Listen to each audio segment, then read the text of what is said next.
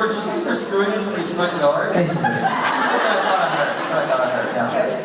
I've done that. Yeah. Hey y'all, I have two microphones. Can you hear me? First of all, I know everybody has places to be, but if you're staying with me, we're going to have a good time. So thank you so much for coming to my second panel here. Who was here yesterday? That makes me happy. So for guys who have not been here before, we're getting ready to play something I like to call the world's shittiest game show. And it is pretty shitty. So let me tell you how it goes. So it starts off like, I pick a number between 1 and 125. I write it down on a piece of paper, so I will not cheat you. Although yesterday, 2 people said the same number, but I thought the person who said 17 said 70. So there are actually 2 winners of the World's Shittiest Game Show. We're going to try to prevent that today. So how you play is, you line up on this, like these people. Line up on the sides, ask me a question. I will try to answer start to answer your question. I'll forget what you asked. I'll tell a totally different story. Talk about how I used to confuse deodorant with antiperspirant, and I won't remember that I'll admit committing a crime at some point. Like I can weed illegally for 7 years. I don't know why I told that, but I told it. I'll talk about my penis a little bit. There'll be a whole thing, and then you'll guess. When I feel like I've tortured you enough, you will guess at the number and give me your name, and then you will win a crappy prize for my bag. And today's prize is, let me see what I have in here. Oh, here we go. An empty Tom smoothie, king-size bottle that I will sign for you because recently I've got some old man stuff with ketchup going on. So every time I eat it, I get the heartburn. So, before I start, thank you guys so much for coming out to karaoke last night. Because the new karaoke crew, we really, really love doing it. And there's new energy there. And sort of Fridays I feel like the mayor of Fridays when I do this. We're sort of like winding you guys up for the main event, these other guys. And it's the most interactive day that we have. And karaoke is a free event, and we try to make it really good for you. And as always, I will be at my table, say hey to people throughout Sundays. If you got to buy anything, you just come up and say hello.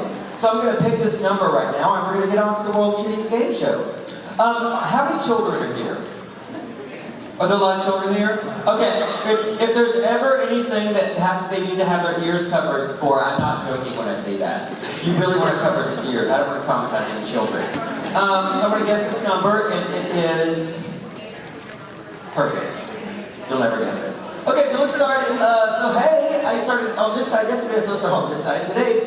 Hey, welcome to the World's Crappiest Game Show. I'm your host, DJ Qualls. Hi. Hi. I want to ask about your time on Big Bang Theory. What was it like working with Kaylee Cuoco and Cheetah Panties? Okay, so she asked what my time on Big Bang Theory was like. Well, I will tell you this. So I've known Johnny Galecki for like 20 years. He played what, Leonard? Okay, I never know anybody's character names. I know these people in real life. So, I did not have a great time with Chuck Lorre, who's the showrunner of the show, I'm not gonna lie. I was supposed to do 10 episodes of that. I literally moved in with them on the show, and you never see me again. It's because at curtain call, I did this. I want to be off the show. And they released me from my contract. It just wasn't a great time. Chuck Lorre is this kind of guy who'd be like, okay, I want you to walk 4 steps that say half your line, turn to the left, say the other half of your line. It was just so controlling. And it had this long monologue, you know, that whole it was the Philippines, Su Vic Bay, that whole thing. It was a 4-page monologue that he rewrote right up until 5 minutes before he taped it. And then I heard him in the sound booth doing this. This guy can't remember anything. I'm like, because you just wrote this.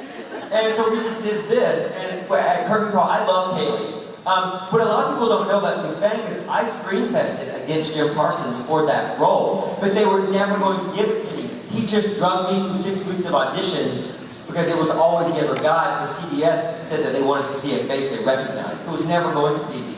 So the 10 episodes I got were supposed to be like here, have this. And I didn't like it, so I quit.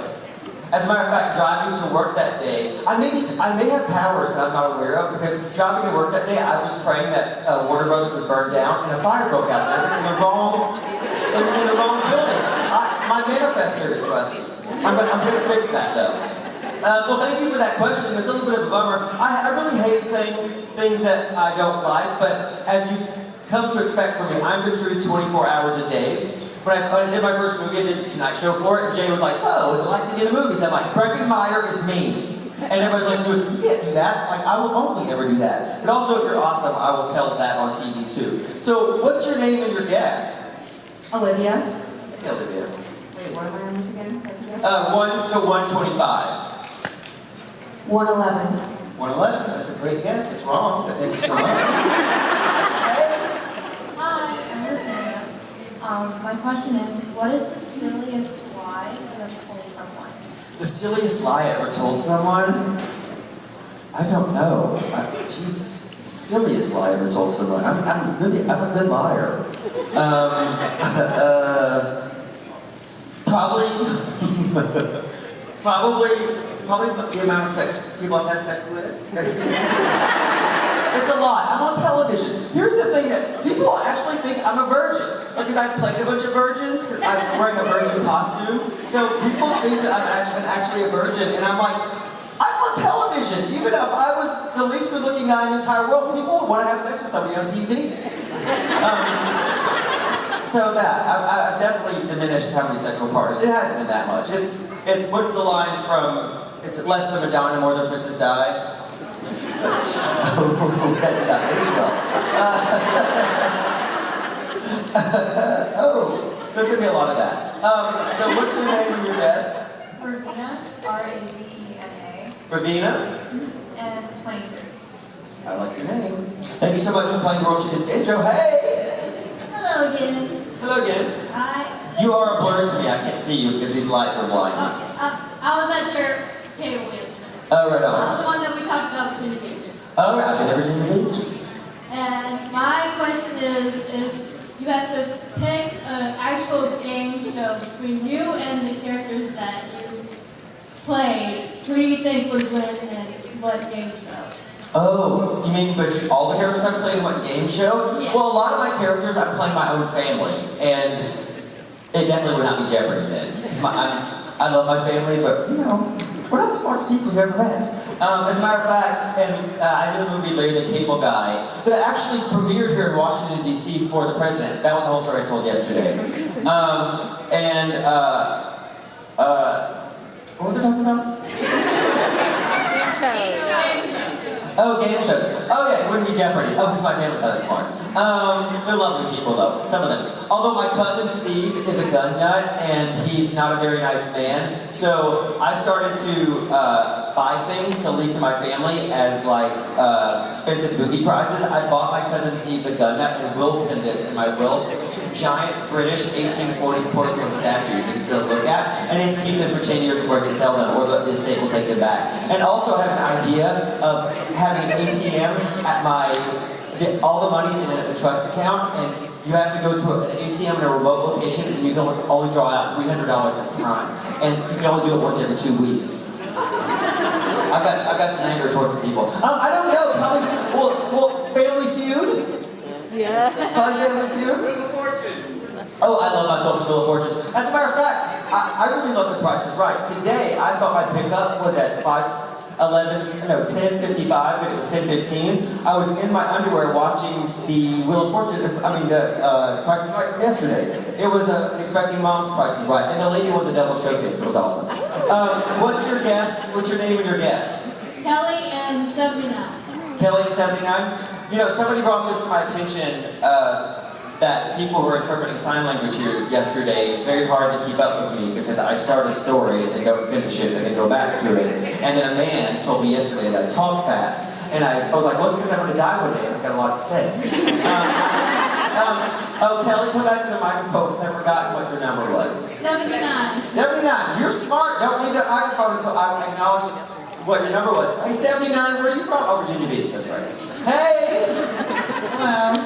My question is from the movie Road Trip. I was in that movie. Yeah. Do you keep the cheetah panties? There are two. That's a very good question. There are 2 pairs of those underwear. One is in the Hard Rock Hotel in Las Vegas, and one is in my nightstand. That's the truth. And I'll tell you a story about my nightstand. nightstand. So Mr. Fizzles also lives in my nightstand. So the underwear from Road Trip and that puppet are in my nightstand, and my buddy was staying with me, and I won't tell his name. And he was looking for, he had a guest over, so he was looking for prophylactics. I can say that, children won't know what it means. He was looking for prophylactics, and I was like, oh, there's some in my nightstand. He went in there and came out with a giant pair of underwear and a sock puppet. I'm like, it's not what it looks like, sadly. That was a really good question. What's your name and your guess? Jesse, 31. Jesse, 31. We're zipping right along today. I love this. I'm remembering everything. Hey BJ, Hey. my question is, what has been the worst and the best pickup lines that you have gotten in Qualls? Oh, that I've gotten? Or that you've used? I don't, I mean, this is a bummer, but I mean, I can't lie about this. I don't use pickup lines. Like, I don't know that people are attracted to me until like months later. Like, remember the time that person told you? I'm like, I have no memory of that. It just never occurs to me that somebody wants to have sex with me. It's so sad. I'm gonna eat a muffin in the mirror tonight with tears in my eyes. But I don't really use them. I hate, but here's the thing that something's happened to me. I don't know what happens at this stage of my life, but all of my male friends have like the 2 a.m. bar leader, like this. Like looking at potential, partners for the evening or whatever. I've never done that, and I always think it's gross. I was in Venice with my buddy Theo, who's a dirtbag, and I was talking to him, and a really attractive girl walked by, and he asked me a really personal, detailed question, and I'm telling him an honest answer, and he does this. And I'm like, this motherfucker, are you crazy? You just asked me something really intensely personal, and I'm telling you this. He's like, I didn't do that. I'm like, you always do it. I've started to do it. Like, my whole Instagram feed is douchebags touching their faces without shirts on, and babies. I think I'm in a nesting point in my life right now, but yeah, I don't use pickup lines. I just come right out with it. I'm like, hey, I shouldn't say that. I was going to say later on in the day. I don't do that. What's your name and your guess? My name is Jill, and I'm gonna guess the year I was born. Is it Jill? Yeah. Okay. Yeah, we spoke yesterday about Rhode Island Comic Con. Oh yeah. I'm gonna guess the year I was born in 91. 91? You were born in 1991? Get the hell out of here. Hi. Hi. So my question is, what's the hardest scene you had to do with Garth? Whether someone kept making you laugh or like you just couldn't pull that person off? Oh, the hardest. Oh my gosh. One time, Jared, when I was playing, I think I was at a scene that was in Texas. I was playing no, I don't remember where I was. I was playing a guy named Corporal Bobby Brown. So I was wearing a military outfit, and Garth could never, pull off a suit because he felt like he said it made him look like a funeral director. And so he would always dress his character like a Texas Ranger. And so there was a scene where I walked into a morgue, and Sam and Dean are already there, and they do this. Oh God. And I'm like, and so they're looking at a coroner's report. And so he hands the coroner report, I do this, and he hands it to me. And they're the stars of the show, so their coverage is first, right? They film them first. When it was my turn, I get the coroner's report, but it's not a coroner's report. It is a piece of paper that has like stick figures doing the dirtiest stuff you've ever gotten to. Like, I was like, God, I opened it, did this. And then lost it for the rest of the time. And the thing is, when you laugh, they make you laugh. They stop laughing at some point, but you keep laughing. And so it looks really unprofessional. They pranked me the whole time. I went to this yesterday. I hate mayonnaise more than everything, and they put mayonnaise all over my trailer once, and fart spray in my trailer. The pranksters. But here's the thing. I think they only prank people they like. So that makes you feel really good. What's your name and your guess? Lexi and 47. Lexi? I remember you. Lexis? Lexi. Yes, Lexi. Okay, first time. Lexi, great. What's your guess? 47. 47. Awesome. Thank you so much for playing World Shit's Game Show. Hi! Hi. So my question is, we got an meeting with in Z Nation where Okay, well, start that question again. So if we got the ending in Z Nation where we actually saw the cure happen, what do you think would have happened with Citizen Z? Oh, you mean if the show had actually ended, not in like we went back to normal life? Yeah, where instead of like the cliffhanger where Murphy just ate the brain, and we actually got to see where the cure kind of what happened and everything. Yeah. Let me tell you about that show. They never knew what was happening until that episode. There was no linear thing at all. The show was, I loved doing Z Nation because I was doing something really highbrow. I was doing Man in the High Castle, which was like $10 million an episode, and then doing Z Nation at the same time, which was like $300,000, $400,000 an episode. I shot a rocket launcher. This is how low budget it was. They couldn't afford the CGI for a rocket launcher, so I had to shoot a real one. So they could only frame me from the waist up. So I had it on my arms, like on my shoulder right here, and underneath me was a sundial on both legs holding me down, and one behind me, so when it pushed me back, he just did that. That's how low budget the show was. There was no forethought. So you're asking me to predict what would have happened in a show that our sort of crowning achievement was the Liberty Bell rolling down a hill and mowing down zombies, or a giant wheel of cheese that just kept circulating around America that we just cut to when we had nothing else better to show and kept mowing down zombies. Probably. Well, the world's already destroyed, so even if they cure it, there's no deodorant, there's no shaving cream, there's no. Here's the thing: 10 minutes after the power goes out, I'll put a gun in my mouth. I do not want to live anymore. I need the internet. What's your name and your guess? Jessica and 30. Years ago, my dad told me that I lived 100 years before that. I would be dead in 20 minutes. So like, I have no skills. I can't mow the grass in a straight line. So what's your guess? 30. 30. Thank you, Jessica. It was a fun show to do. Killing zombies is super fun. Hi. Hi, I'm Lana, and this is one of my friends for Supernatural Con. Oh, I know y'all. Hey, how's it going? It's going great. And You know me well enough at this point that you can speak in your full voice. We've hung out a bunch. I'm your brother. So my question also relates to Z Nation. Okay. So if Garth and Citizen Z were to go on a hunt together, what would they hunt? If you can't say zombies. Well, they couldn't hunt animals because Garth is a vegan. Oh no, actually we would hunt animals. That makes him a vegan. Cows, they'd hunt cows because that's what the werewolves eat. They eat cow hearts. No, like a supernatural hunt, like hunters. So if like two characters from Z Nation and from Garth and what's his name? Oh, Citizen Z. If they went to hunt something, what would they hunt?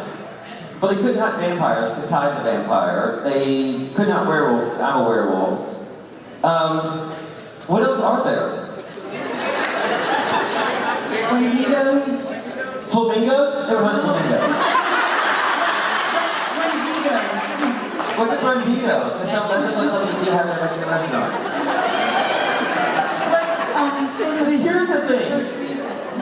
I cannot watch this show because I know all the people on it. I told this story yesterday, but I'll tell it again. One of my buddies got nominated for an Academy Award. And everybody's like, have you seen Homie's film? I'm like, I have not seen Homie's film because when I had my housewarming party, Homie took mushrooms and I found him naked and crying in my upstairs bathroom. You can never watch your friends pretend. It is weird. You can't do it. I've only seen like 3 things that I've ever done in my whole life because of that. And nobody wants to see themselves. It's very hard to see yourself perform and do anything. So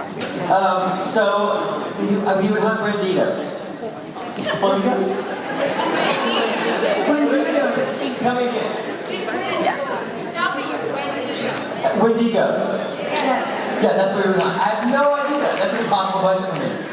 Yeah, I don't know this stuff. I watch the Food Network, The Amazing Race, and Survivor. They would hunt Jeff Probst.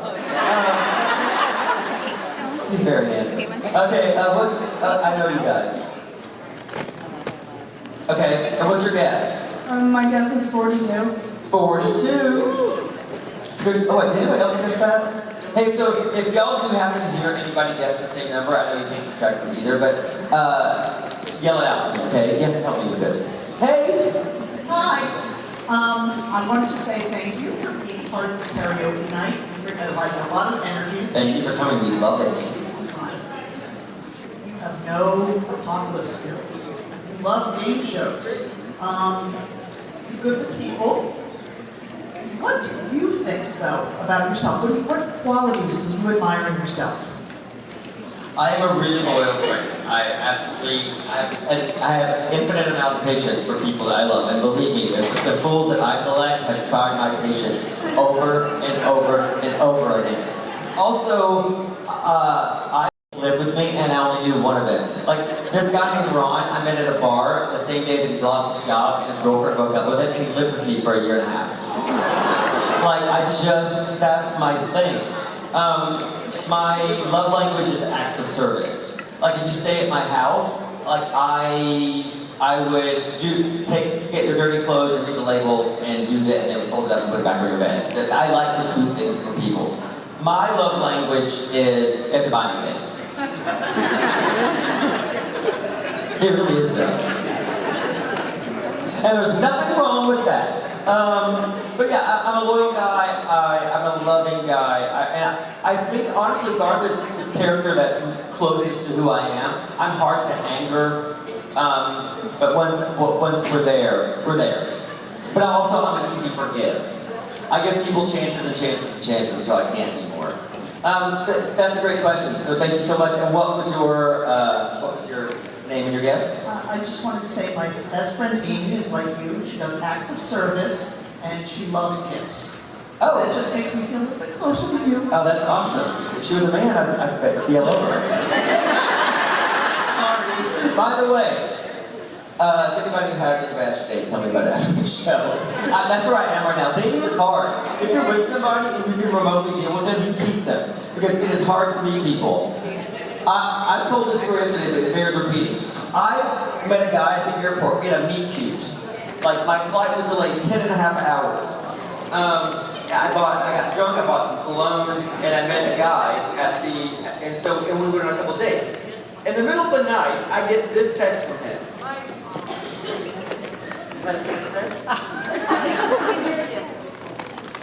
Oh, you can't hear me? Okay, sorry. So in the middle of the night, I get this text from this guy who seemed perfectly fine. I know, right?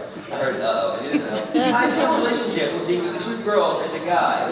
So I guess you could say I'm open to anything. And my response was, you cannot afford that many bathrooms on your salary. That's what the dating world is like right now. It's very hard to meet people. I'm all open for that, but that's very confusing for me. I'm an old-fashioned kind of gay. Lisa, 56. Awesome, Lisa. Thank you so much. Hi. Hi. So I just want to say first that you're like the sweetest person. And, Oh, thank you so much. Getting to meet you and like getting autographs is absolutely amazing. And my question is, how would Citizen Z react if he met Garth and Garth told him that he was worth? How would Citizen Z react if he'd probably try to kill him. I mean, think about that. That's pretty traumatic. His whole life has been turned upside down. And anything that comes into his compound that is not human, he has to kill. I mean, his dog turned into a zombie, which was the dumbest thing I've ever experienced in my life. And the thing about that dog is that the number one question I get asked about T-Nation is where the dog went. So the first season we had this dog. The dog we got it really cheap. He was kind of trained. These people had no money for anything. So they got a dog that would kind of come to. The dog got famous between the first and second seasons. He got a giant dog food commercial, and we couldn't afford the dog anymore. So the second season, we got a dog that looked nothing like this dog. That was completely untrained, and he wouldn't do anything. Well, the third season, we got another dog that was like half as trained as the dog that was half trained. So like, trained? I don't know. For the third season, it was 3 different dogs, right? And this dog would kind of do what you needed to him, but only for like 5 minutes. So we had this wolf pelt that we stuffed with bubble wrap that we put in the background that we would put out of focus, and somebody would shake the little box that he was in to make him look alive. The problem was, we brought the dog on stage once before we removed the wolf pelt, and the dog smells a dead dog. He became scared of us, and we would never do anything we asked him to do ever again. So the fourth season, they made me pull a dog sled out of the Arctic to Spokane, Washington, which is also the second dumbest thing we ever did. Spokane is awesome, by the way. Spokane's one of my favorite. It's a great. You know that Spokane has the most funeral homes per capita than any other city in the United States? It really does, though. Little tidbit for you there. So they made me pull a dog sled from the Arctic, from the North Pole, right? The dog disappears, you never see him again. So the number one question I get is, what happened to the dog? I think they ate him. I really do, because our compound got breached, and I don't think I'm doing a very good job of selling this show. It actually is, it's pretty funny. It's a funny show. I think they ate that dog. I think that's how they got out of it. We're going to get that marker. What's your name? Jade. Oh, that's right. And what's your guess? 121. 121. Thank you so much for playing the little show. Hello. Hi, I was at the panel yesterday, and I remember the JC story, and I loved it. So I've got. Somebody told me today that sometimes ballroom dancers do compete until 1:15 in the morning. So maybe he doesn't have a family in Pasadena. He does. Or maybe he does. That's the thing I suspect that maybe he does. I wanted to ask, what is the worst date you have ever been on? Okay, I have an answer for that. This happened recently. So I meet this guy. And I remember thinking, this guy is so handsome, I can't believe that he's talking to me. And so then I got home the next morning, and my memories wouldn't back it up, right? So I did a crudely constructed photo. I was like, I think he's like a Persian Luigi, and with a full beard. So I mocked that up and showed everybody, and was like, oh, that's him. Everybody who was around. So I went on a couple dates with him. He actually, that is what he looked like. I should be a police sketch artist. Like, I'm telling you, I did it perfectly. But there was something about him that was kind of off. But he was very nice, and he was a lawyer. And he spoke Farsi with a southern accent, because he's Persian, but he's from Kentucky, which I thought was the most adorable thing I've ever seen. But he was this tall, and that's great for me. And so we went on a couple dates, but there was something kind of off about it, but he was very sweet. And then I was supposed to go to a Mexican restaurant in my neighborhood with him on Thursday. He'd never been there. It's a really great place. Great margaritas, great food. He'd been there for like 50 years. And so, but then Tuesday night, I get a call from somebody that works at my local pub where I do trivia, that he had beaten up the doorman, and then went up, and he's this tall! And the doorman is this tall. That's a lot of rage, and he beat the hell out of this guy. And then walked across to the other place I go to that my friend owns, and was thrown out of there. So I was like, hey buddy, I have to cancel this day. And he was like, I wish you would hear my side. I was like, there's no side that could have happened short of you being under a physical threat to beat up somebody. And then get thrown out. At this bar, your shoes stick to the floor. I've never seen anybody get thrown out of there before. It's hard to get thrown out of a place. Anyway, cut to, it is St. Patrick's Day. I go to see an Irish band, and he's there. And he's the worst singer and dancer in the entire world, and it was so cute. And he's really into it. So then I was, and then. And so then he was like, let's get out of here and go somewhere else. And so we went to another place, and we'd never been before. Everybody's like buying us drinks, patting us on the back, what a great looking couple we are. And then he was like, I really like you. And then 2 minutes later he turns to me and he's like, at some point I'm going to cheat on you. And then I said this, motherfucker, you couldn't cheat on me. I would never commit to you. Take me home. And we went out 4 more times. No, we really did. I'm hitting my stride now. I'm starting to feel this Red Bull kick in. You guys are ready for something now. What was your name and your guess? So my name is Cindy, not Sydney. Cindy. I got you, Cindy. Okay, awesome. My guess is going to be 52. Thank you, Cindy. Yeah. Hey! Hi, how are you? I'm wonderful. How are you? Good. So my question is, huge fan of Breaking Bad. Oh, I love that Huge show.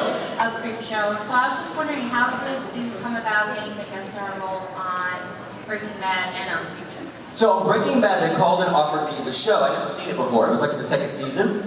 So the show was getting good word of mouth, but it wasn't that popular. So I went on, and he said it to me. I read it. It was so good. I was gonna have to do this. But it was so, and let me tell you, I took everything that wasn't nailed down. Like, I left the pocketfuls of blue mat. I had like 4 bags of it. Because that's what I'm like. Because at some point, my career may hit the skids and all this shit's going on eBay. And also for the memories, or whatever. And so that scene, the New York Times called it one of the 10 best cold opens in the history of the show because it was one camera. And it was started between us, it pulled out, you know, there were people walking by, there's a guy with balloons, there's a truck, and if there was any problem, we had to reset to 1. It took hours, and I was cracking myself at first, because it was like, I was flubbing lines, I was nervous, and everything has to reset. But it came out so beautifully. Well, Bryan Cranston brought it, he had just won the Emmy. And I think it was his first Emmy. He brought it to work, and shook my right hand, and he was like, hey, do you want to hold this Emmy? I put it in my left hand, it slipped through my fingers, and I dropped it. I dropped Bryan Cranston's Emmy, like, probably about 2 minutes into meeting him. It scared the hell out of me, but he told me he had dropped it twice on the first time he had it, so I didn't feel better. And they're kind of indestructible. What was it about? Oh yeah, Breaking Bad. And but they asked, after I did my episode, I had them send me the whole first season, because I can do that. I can have people send me stuff. And so I had them send me the whole first season, and I loved it so much that they asked me to come back in the 3rd season, and I said no. Because once you see too far behind the curtain, you can't watch it anymore. Which is why I can't watch Supernatural. Which is why I can't watch my buddy's Academy Award nominated film, because I had to put his pants back on it. But I loved it, loved it, loved it. And what was the other show? Creep Show. Oh, Creep Show.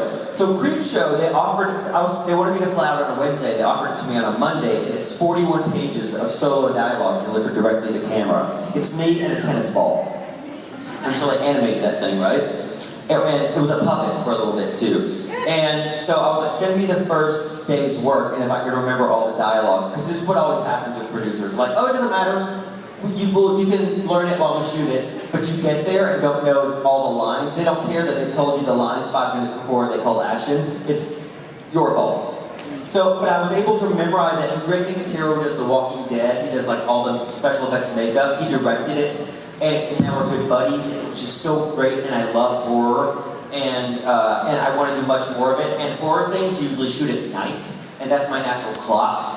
So you wake up at 5 p.m., you go to work at 6, and you work until 7 o'clock in the morning. And I love that time schedule. It's getting out of it a little hard. But I just love that kind of stuff. But it was really easy to memorize that massive amount of dialogue. Also, I felt connected to it. And I got to do cool stuff. Like, I got to take a sledgehammer and beat watermelons. Like, I remember I was trying to get my stepchildren's head down the drain. I mean, it's a really cool thing. If you haven't seen Creep Show, it's free right now on... but it's actually on Amazon right now.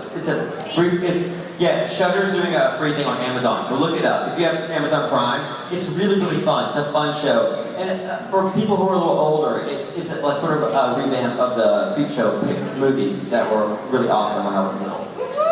They're really great. What's your name and your guess? So my name is Laura, and I'm gonna guess the year I was born, 84. 84? That's a normal age. Hey, so I'm bisexual, and I know that you came out as gay like 1 or 2 years ago. Like a champ, I did. In the most dramatic fashion. Here's what happened. So before, I'm sorry. But I have to tell this story. I've actually never told this story before. So here's what happened. So one of my best friends is a stand-up comedian named Jim Jeffries. So isn't he awesome? He took me to see Elton John's farewell tour. And Elton John, it's basically like he's in a place now where he's very hard for him to walk because he did so many drugs, right? So the show is him driving around a sparkly piano, and they cut the lights 5 times, and they change his sparkly blazer to sparkly glasses. And so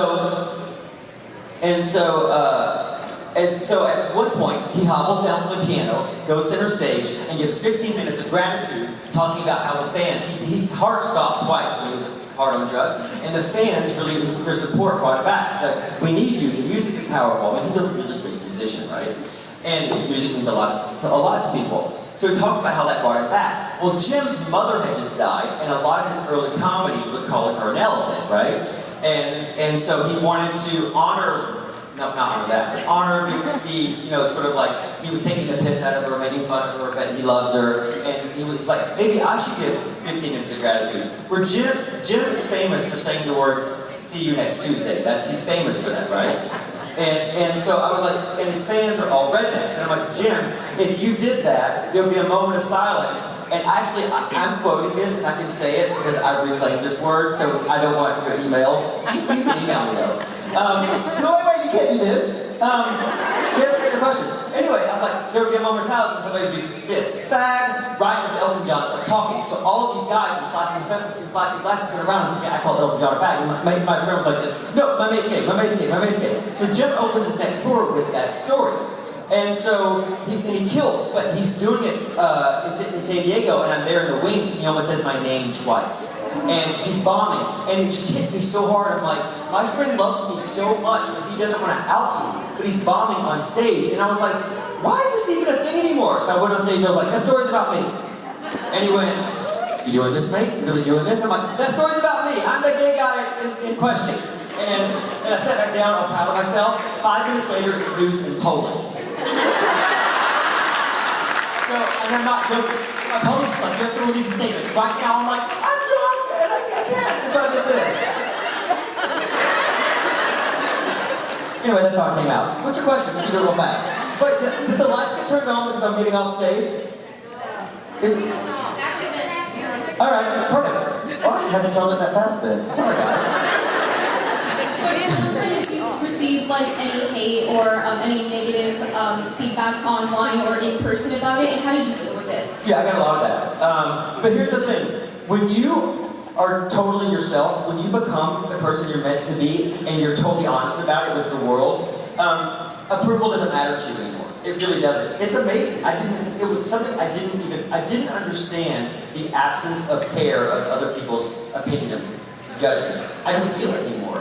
I really, really don't. If my intentions are clear, I make tons of mistakes. I will make mistakes to the day I die, obviously.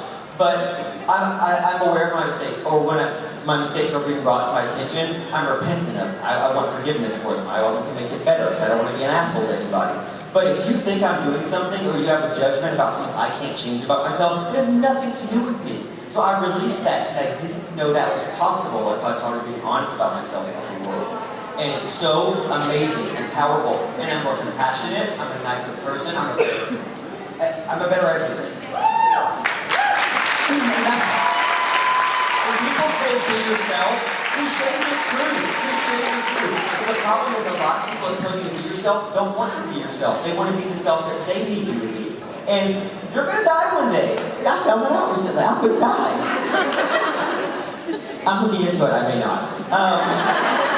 But this kind of awareness of how short life is, everybody talks about how short life is, but it is so short. Your main job is to make yourself happy and be yourself.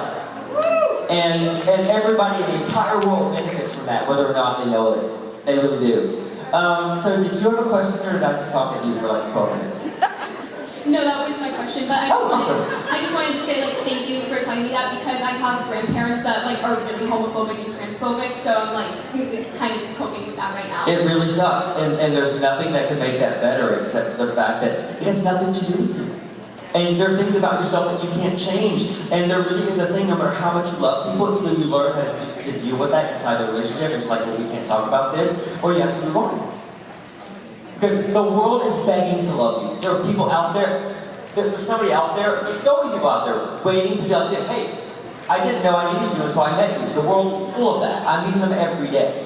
And so, as long as you're yourself, you will ultimately be happy. There's life has sadness in it, and that will always be a sad spot. There's no way to be happy unless you're 100% yourself. It's the truth. Who wants to hide anything? Stop doing that.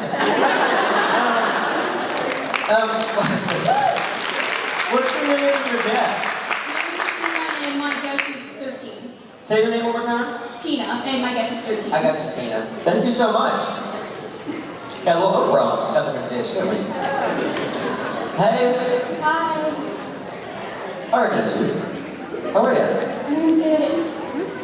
So, don't ask me why. With the Little Rascals, kind of.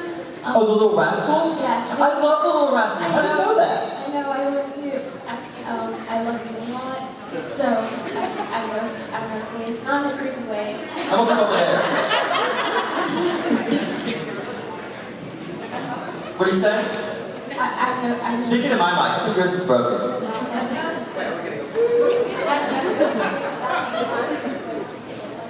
Oh, she said she knows some things about me, but not in a creepy way because she loves me. Oh, I wouldn't mind if you're creepy with me. Come over here. You can be creepy with me anytime you want. I'm telling you, there's like a handful of actors, and if I knew how much I knew about them, I would have 5 restraining orders against me. I love it. And the thing is, I meet actors all the time, and I'm like this. I cannot believe, I met an actress named Alfre Woodard who did a movie called Scrooge when I was a little boy, and I loved her so much. She was like the mom I sort of wanted. And so I sat down next to her at I sat down next to her at a table read and did this. And she turned to me, she went like this, hey, and I'm like this, I love you! Just like that. And then she said, my 8-year-old daughter has a giant crush on you, and now she's one of my best friends. So maybe 10 years from now, you'll be my neighbor, we'll be best friends, you never know. So tell me about the Little Rascals. Okay, so since we've been talking about you going back into dating, I was wondering if you're looking for an alfalfa or a Darla form of personality. Oh, that's a good question. And if you are an alfalfa or a Darla. There's only room for one alfalfa in this relationship, and I'm the alfalfa. I'm 100% the alfalfa. Actually, my hair's been sticking up all day too. I think I'm a better singer than I am, and my hair sticks up. I probably would. I'm more of a spanky person. I like a big dude. No, like I see that. Like I like a bro, a big dude, somebody that we have to put pillows between us because if he rolled over in the night, he would smother me. I like somebody that size.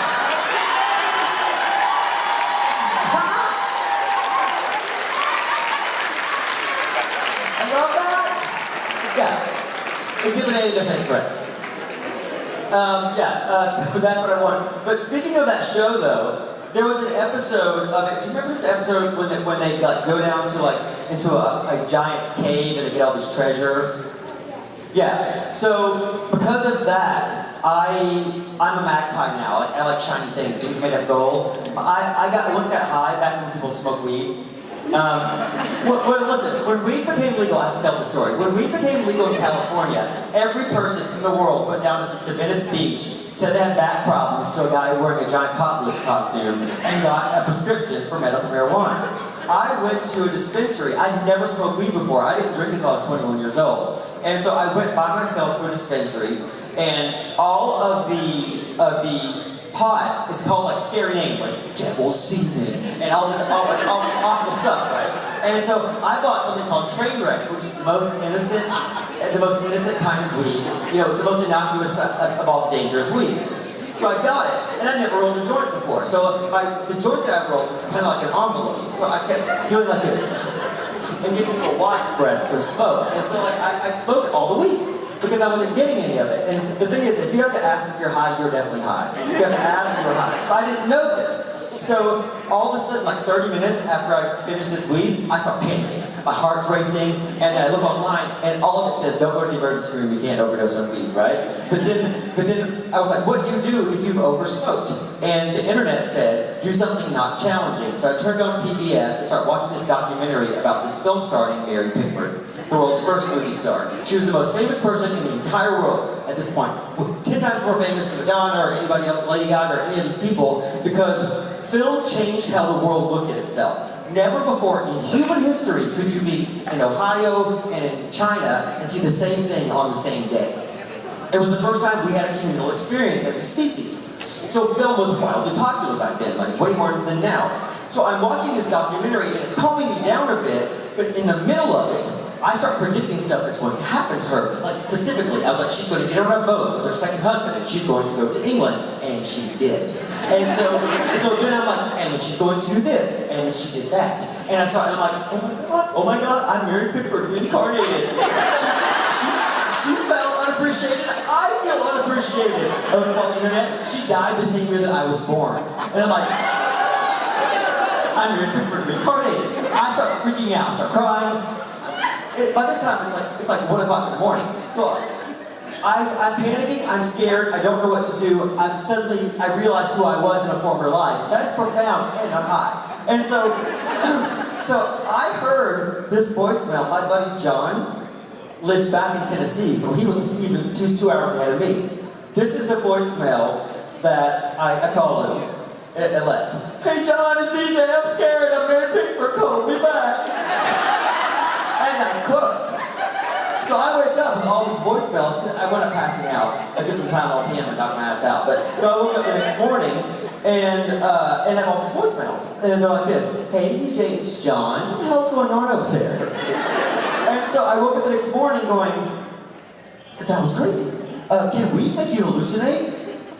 In some cases, like maybe I had an hallucination. So I pulled up the television listings from the night before to make sure I hadn't imagined the whole thing, to see if the documentary of Mary Pickford had played, and it had played. But sometimes at the end of the night on PBS, they run out of programming and they played the same thing twice. I was so high, I sat through it the whole first time.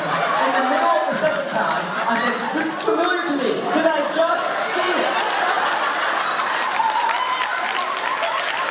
So embarrassing.